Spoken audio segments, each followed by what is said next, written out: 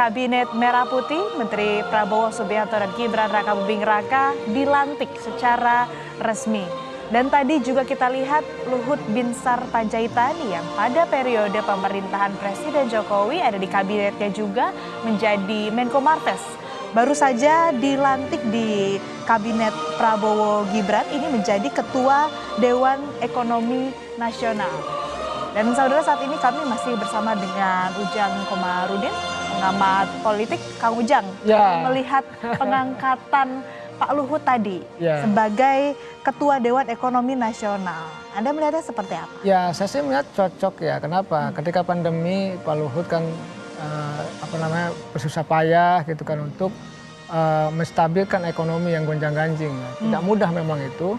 Nah, ketika Pak Luhut dianggap sukses, maka Pak Prabowo memberikan kesempatan dan penghormatan ya dengan posisi tersebut. Saya rasa hal yang wajar, yang bagus saja, yang positif saja ketika Pak Prabowo mengangkat sebagai Ketua Dewan Ekonomi Nasional. Karena memang kapasitasnya bagus, ketika keahliannya juga di situ. Ya, kita tentu ucapkan selamat, mudah-mudahan bisa bekerja dengan baik ke depan begitu untuk tadi kan menjaga katakanlah ya stabilitas ekonomi di Republik ini begitu. Artinya memang posisi dari Luhut Binsar Panjaitan menjadi Ketua Dewan Ekonomi Nasional sudah pas ya, Kang Ujang? Ya, kalau saya mengatakan pas ya. Kalau bicara soal profesionalisme memang profesional, memang keahliannya di situ. Kita tahu Pak Luhut bukan hanya tentara, tapi juga seorang pebisnis dan pekerja ya. Banyak plus minusnya, tetapi ketika pandemi kita menyaksikan dengan sikap yang tegasnya itu mampu menstabilkan ekonomi Indonesia. Walaupun memang dengan segala kekurangannya, segala minusnya, ya kita masih dianggap stabil dalam konteks ekonomi Indonesia. Dan di situ mungkin peran besar dari Pak Luhut yang diberikan kehormatan oleh Pak Prabowo sehingga diangkat sebagai Ketua ya Dewan Ekonomi Nasional tersebut.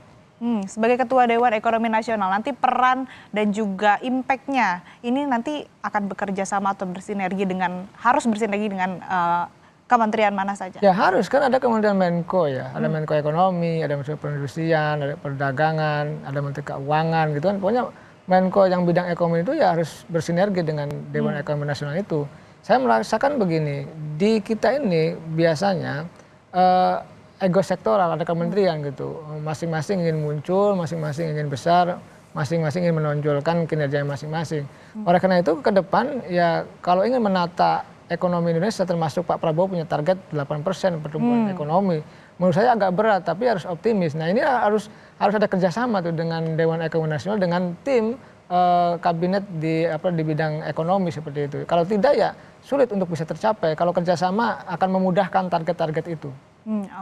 Oke, kita akan bahas lagi lebih lanjut, Kang Ujang, ini menarik juga ya. Dan tadi selain dari Ketua Dewan Ekonomi Nasional, ada juga posisi-posisi lain yang akan membantu pemerintahan Prabowo Gibran, termasuk juga Menteri Kabinet Merah Putih. Kita akan berbincang lagi, Kang Ujang, tapi harus jeda sejenak.